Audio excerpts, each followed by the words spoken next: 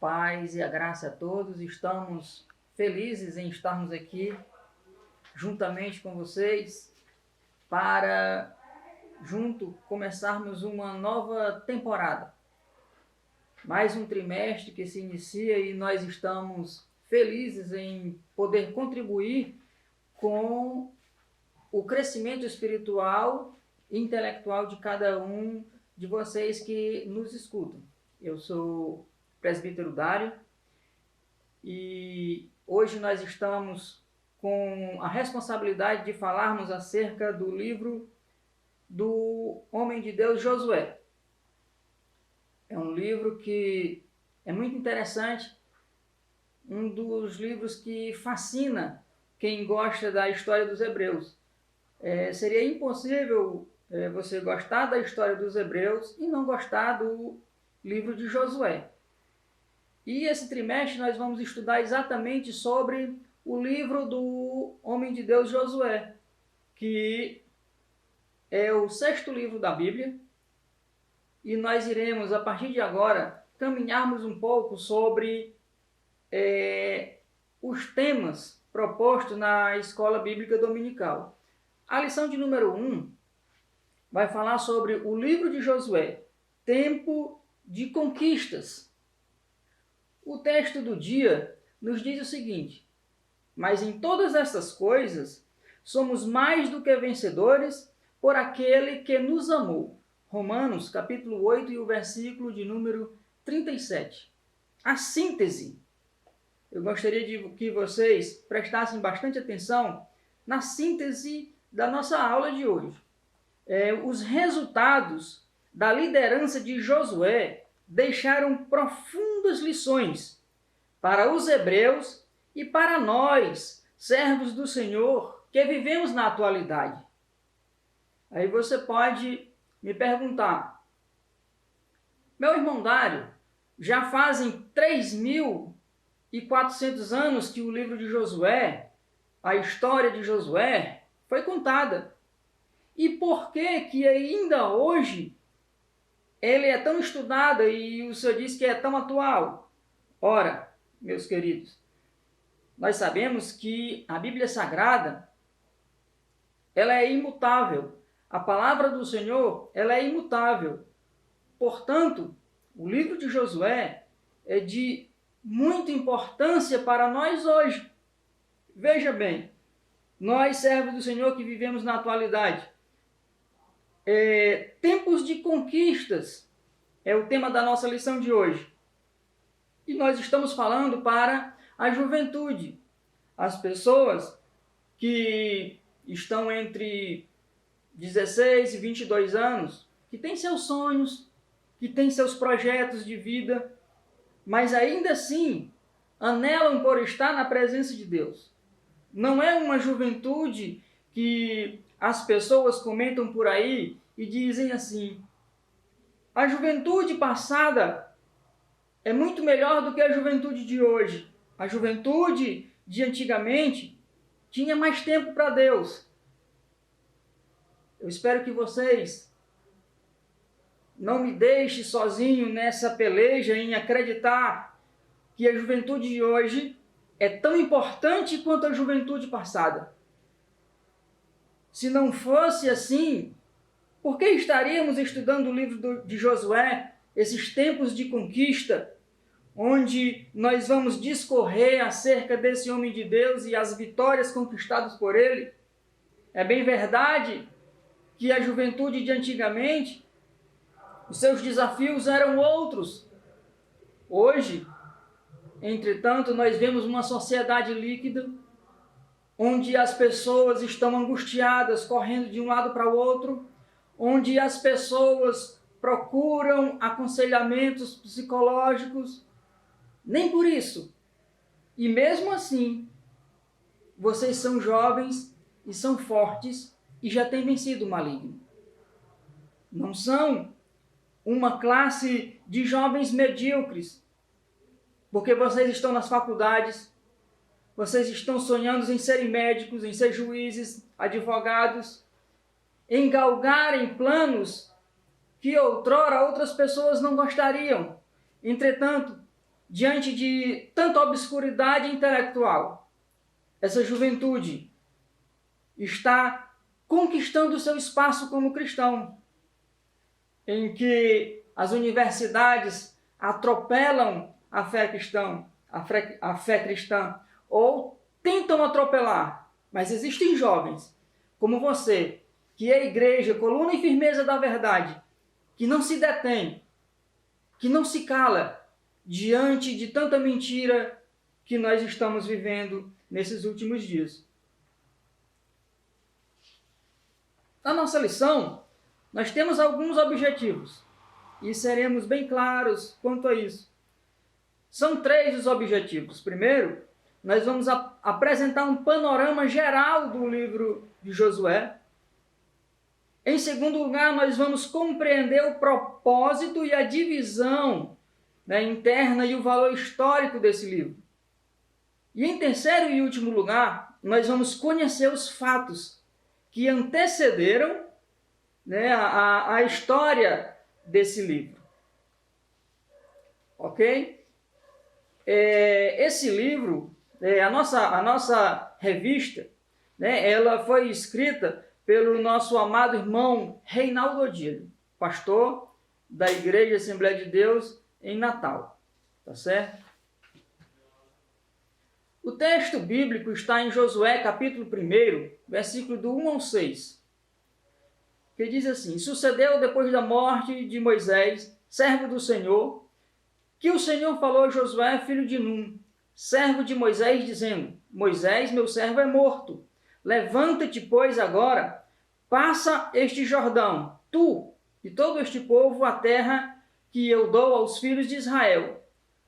Todo lugar em que pisar a planta do vosso pé, vos tenho dado, como eu disse a Moisés. Desde o deserto e desde este Líbano, até o grande rio, o rio Eufrates, toda a terra que os heteus, e até o grande mar, para o poente do céu será, do sol será o vosso termo. Ninguém se susterá diante de ti todos os dias da tua vida. Como fui com Moisés, assim serei contigo. Não te deixarei, nem te desampararei. Esforça-te, tem bom ânimo, porque tu farás a este povo herdar a terra que jurei aos seus pais que lhes daria. Bem, queridos, esse texto, que inicia o livro de Josué, ele vai dizer que Moisés é morto. E a nossa introdução vai dizer que Moisés libertou os israelitas da escravidão.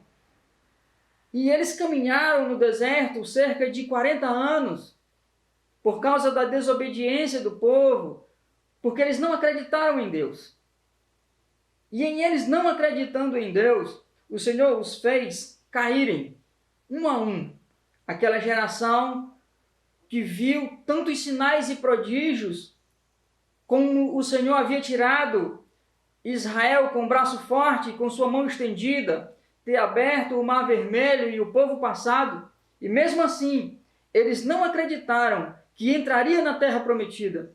Eles acharam que aquelas pessoas eram gigantes demais e não poderiam estar certo da vitória. Entretanto, apesar dessa caminhada, 40 anos, caindo um a um, o comentarista vai dizer que esses hebreus, eles não sucumbiram, pois Deus queria preservá-los para si, pois havia prometido que dele descenderia o Salvador do mundo. Então, mesmo com tantas adversidades, mesmo o povo caindo, mesmo os filhos vendo seus pais, os seus avós sendo enterrados no deserto, mesmo assim, eles caminhavam, eles não desistiram, eles trilharam um caminho que o Senhor havia prometido aos seus pais, que agora estava sobre as suas responsabilidades. Entretanto, o tempo foi passando. Arão, Moisés Eles foram escolhidos pelo Senhor para conduzir o povo. E baseado nisso, nessa introdução, nós vamos começar a entender mais um pouco sobre o livro de Josué. O ponto 1 vai falar sobre o livro de Josué, uma visão panorâmica. Essa visão panorâmica que o nosso amado comentarista diz, eu acredito que é o contexto histórico de todas as nações, de todas as cidades que estavam em Canaã. Quando nós olhamos para o livro de Josué e dizemos assim, nós vamos ter uma visão panorâmica. Eu acredito que você sabe o que é uma visão panorâmica.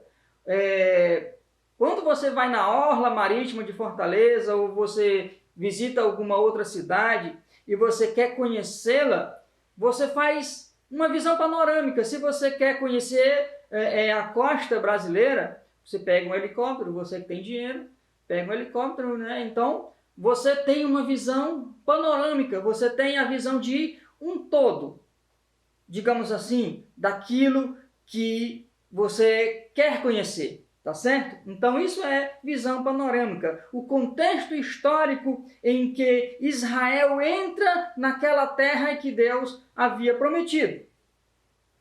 Josué, ele vai dizer assim, Josué é o primeiro dos livros denominados históricos das Sagradas Escrituras.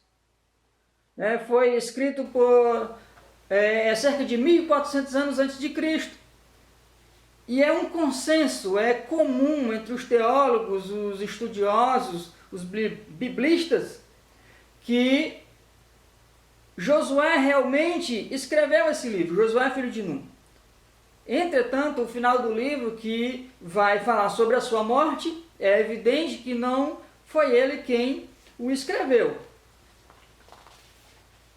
Tá certo? Então, ele vai continuar a sua história e vai dizer assim, Josué apresenta aspectos singulares, indispensáveis a uma vida cristã saudável, pois os princípios espirituais nele inscritos e os eventos registrados servem de ensinamento, admoestação e conforto para os cristãos de todas as épocas. Você que é jovem, você cristão, que gosta de uma aventura, que gosta de uma conquista, gosta de ver guerras e o bem contra o mal, e que o bem sempre vence, né, nas histórias que são contadas para você. Então, você vai amar esse livro. Esse livro vai ser de grande esclarecimento para você sobre a história de um povo em que o Salvador do mundo haveria de vir, tá certo? Então, como era o mundo, segundo o subtópico, né, desse ponto que nós estamos vendo, diz assim, como era o mundo na sua época, como eram as nações que estavam diante de Israel, um povo que saíra da escravidão e agora eles estavam 40 anos caminhando no meio do deserto em círculos, e mesmo esses círculos que eles viam seus pais caindo e eles continuavam, não desistiram, o mundo não parou de crescer. Entretanto, eles eram um povo nômade e agora eles iam ser inseridos em um território. Eles iriam ter as suas limitações, e dentro das limitações territoriais, como era o mundo? É essa visão que nós vamos ver nesse segundo tópico. Ele vai dizer que esse mundo já existiam, né, já existiam povos que tinham seus desenvolvimentos, povos que já tinham as suas cidades e estados formados.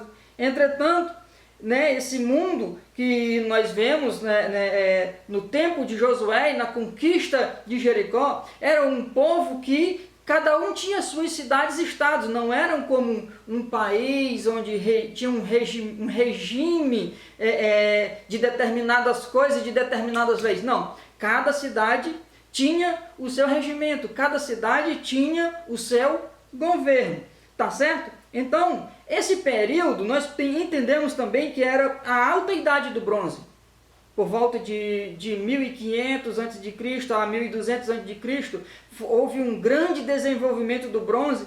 É tanto que os estudiosos encontram muitas peças de bronze, coisas bonitas, e que mostram que houve um grande desenvolvimento de bronze nesse período em que Josué havia conquistado Canaã. Tá certo? E existiam nações que já eram poderosas, e entretanto, não existiam nações que ainda viria de vir, como Roma. Não existia Roma, não existia como no período de Jesus, elas não existiam, só veio existir muito tempo depois, tá certo? Então, nesse período, o Egito também, como Israel havia saído do Egito, deixou uma nação. Eles já existiam, como existiam o Japão e o seu reinado, entre outras nações que já existiam. Tá certo, pessoal? Então, nós vamos para o terceiro ponto. No terceiro ponto, ele vai falar sobre Canaã, propriamente dito. O território de Canaã é denominada Terra Prometida. Tinha aproximadamente 290 quilômetros. Ele vai dar aqui como era o local, né, as circunferências, os diâmetros e a distância da terra de Canaã para os hebreus. Mas algo que eu queria falar para vocês é que todas essas cidades, elas tinham suas rixas. Elas não eram cidades que tinham paz entre si. A terra de Canaã não era um país único, não era uma terra unificada. Existiam os amorreus, os heteus, os heveus e tantos eus que vocês conhecem e vocês sabem da história. Então, mas o que me chama a atenção é que que o comentarista fala é que Deus poderia ter prometido que eles iriam conquistar o mundo. Deus poderia ter dito isso. Vocês vão conquistar o mundo. Vocês vão espalhar sobre a terra e vão dominar sobre tudo. Ele poderia, porque ele tem poder para isso.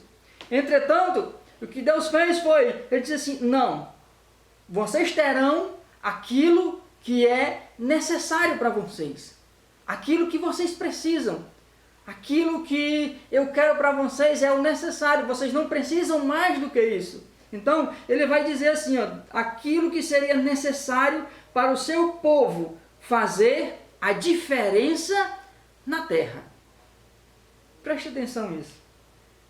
Que vocês, jovens cristãos, devem fazer a diferença na terra. Onde quer que vocês estejam.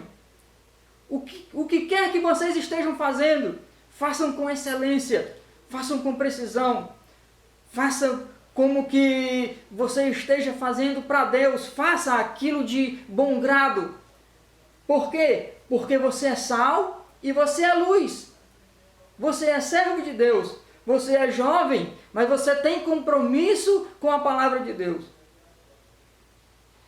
Não é, nunca foi desculpa dizer, eu sou jovem demais para fazer algo para Deus. Não, isso não é desculpa. E também não é desculpa dizer, eu já sou velho demais, não tenho mais tempo para Deus. Sempre é tempo de ser a diferença no mundo. Tá certo? Então, nós vamos para o segundo tópico. É o propósito, a divisão e o valor do livro de Josué. Nesse segundo tópico, o comentarista vai falar sobre o propósito do livro de Josué. E ele intitula pelo menos 2 propósitos no livro de Josué. O primeiro, ele vai dizer que o objetivo do livro de Josué é apresentar uma visão do seu chamado. O milagre da travessia do Jordão, a devoção de Josué para com Deus, a devoção de Josué, mesmo quando ele era bem jovem e Moisés era vivo, ele estava na tenda da congregação. Ele estava ligado com Moisés. Na hora do culto, Moisés estava lá. E ele disse assim, e ele não, como jovem, ele não disse assim, deixa eu dar uma olhada aqui na Netflix antes de eu ir para o culto. Não, de maneira nenhuma. Eu não estou dizendo que você não pode ver a Netflix, não pode ver as suas séries favoritas. Claro que pode. Elas podem estar em dias, claro que pode. Entretanto, deixa eu dizer uma coisa a vocês. A palavra do Senhor, a adoração, também deve estar em dias com você. Tá certo? Então não esqueça que o primeiro objetivo do propósito do livro de Josué é apresentar uma visão do seu chamado. Um segundo propósito que o comentarista diz é que ele tem o propósito de mostrar toda a caminhada ministerial de Josué, bem como apresenta detalhe de muitas batalhas e das condições das quais da terra não apenas foi conquistada, mas também dividida pelas tribos. Então, são esses dois principais motivos, né, dos escritos do livro de Josué. É apresentar uma visão do chamado dele e mostrar o propósito da sua caminhada, as conquistas que ele foi chamado para conquistar, como todos os jovens, né? É interessante, eu me lembrei agora, tem uma palavra que está muito em uso e eu não acho que seja uma coisa ruim, é o empoderamento. Desde que você seja empoderado de Deus. Pode ser empoderado de Deus, você pode jejuar muito, você pode orar muito, você pode buscar mais a Deus. E quanto mais você o busca, mais empoderado você será. Tá certo? Fica esse conselho aí para vocês. Ok? Então, nós vamos entender que esses dois propósitos, o objetivo desse propósito do livro de Moisés era apresentar uma visão do seu chamado e também mostrar toda a caminhada ministerial de Josué. A divisão do livro. A sua divisão, né, ele vai falar aqui sobre o livro de Josué, possui uma clara divisão interna, bastante útil para entendermos os estágios da saga dos hebreus rumo a Canaã. Ele vai falar toda a odisseia que aconteceu no livro de Josué, todas as suas divisões por si. Ele vai falar que podemos dividir o livro da seguinte maneira, e ele vai dar várias maneiras. Eu sugiro a você que adquira o material. Adquira esse material, porque você adquirindo esse material, você vai ser ricamente abençoado por Deus, tá certo? E terceiro ponto, ele vai falar sobre o valor do livro de Josué. E eu quero salientar sobre esse valor, o valor do livro de Josué, apenas o comentarista fala sobre, ele diz assim, Josué, ao escrever o seu livro, ele não omitiu nenhum dos seus erros. Falou de todas as suas conquistas, falou de todas as suas vitórias, falou de tudo aquilo que Deus fez por ele e por intermédio dele. Entretanto, não omitiu os seus erros. Quando ele foi enganado, né, por aqueles homens que, eu acho que eram os amonitas, não me lembro bem, mas aqueles homens que eram seus vizinhos, estavam ali, seus vizinhos, e mesmo assim, né, eles colocaram roupas rotas, roupas velhas, e os pães cheios de sujeira, com bolor. Então, aquilo estava ali. Aquelas vestes estavam rasgadas, as comidas estavam estragadas. Entretanto, eles mentiram para o homem de Deus Josué. Ele nunca quis omitir os seus erros. Então, baseado nisso, eu quero dizer a você que apesar dos erros, apesar da falha, apesar daquilo que não agradou a Deus e a tua consciência muitas vezes pode estar pesada, não desiste. Não desiste. A tua história, Deus ainda está contando. Não é você que está contando a sua história, quem está contando é Deus, e Ele não perde o controle da história. Ele não tem um plano B. O plano dele é sempre o plano A. Ele sempre está no controle de tudo e nada foge ao seu controle. Até o que nós estamos vivendo hoje, o nosso enclausuramento temporário, nós estamos vivendo um tempo difícil onde a igreja está se congregando na sua casa, mas a igreja é você. A igreja sou eu. A igreja somos nós. E nós precisamos nos fortalecer a cada dia que passa, crescermos mais na graça e no conhecimento de Cristo Jesus. que você possa buscar livros bons para ler, que você possa tirar um tempo de adoração, tirar um tempo de oração, um tempo de comunhão com Deus, para que você possa crescer um pouco mais na graça e no conhecimento de Cristo Jesus. Tá certo? Então, pessoal, o ponto 3, estamos nos encaminhando para o final da nossa aula e estamos nos encaminhando aqui para o ponto 3, que nos diz assim: o deserto chegou ao fim. Os antecedentes históricos. Aqui os antecedentes históricos, eu acredito e coloquei aqui como minha visão o contexto histórico dos hebreus. No início eu falei sobre o contexto histórico da terra de Canaã. Agora nós vamos falar um pouco sobre o contexto histórico dos hebreus, o que estava acontecendo com eles. Então, ele vai dizer assim, o deserto chegou ao fim. É um novo tempo. É uma nova história. Deus nunca perde o controle de nada. Deus está sempre olhando para nós e intervindo na história. Ele não é como aqueles homens que dizem que Deus é apenas relacional. Aquela teologia que diz que Deus apenas se relaciona com o homem, Deus apenas se relaciona com o erro e com as perdas. De maneira nenhuma. Deus está no controle de tudo. Tá certo? O deserto chegou ao fim. Agora é tempo de clamar e cantar, é tempo de orar, é tempo de buscar o Senhor, é tempo de dizer, de sacudir a poeira e começar uma nova história. O povo já estava cansado do deserto, agora eles entram na terra prometida. É uma nova história, é um novo conceito. Terra que emana leite e mel, terra onde há descanso, terra onde há provisão de Deus. Tá certo?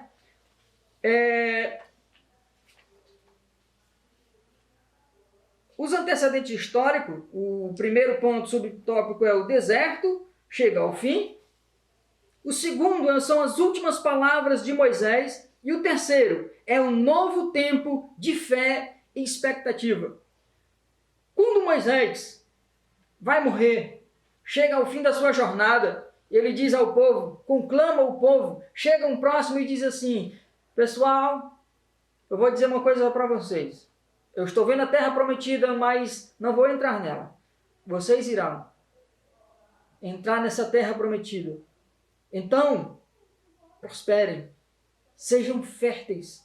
Um novo tempo, um tempo de fé, de expectativas, de novos horizontes, onde você vai conquistar, onde você vai ter um relacionamento melhor com Deus, ter um relacionamento melhor com o próximo, onde Deus vai trazer prosperidade espiritual e material a cada um de vocês. Então não perca a esperança, não perca a fé e confie sempre no Senhor Jesus Cristo, que é o autor e consumador da nossa fé. Tá certo? Então, para concluir, ele diz assim, a fé genuína, ela é atemporal.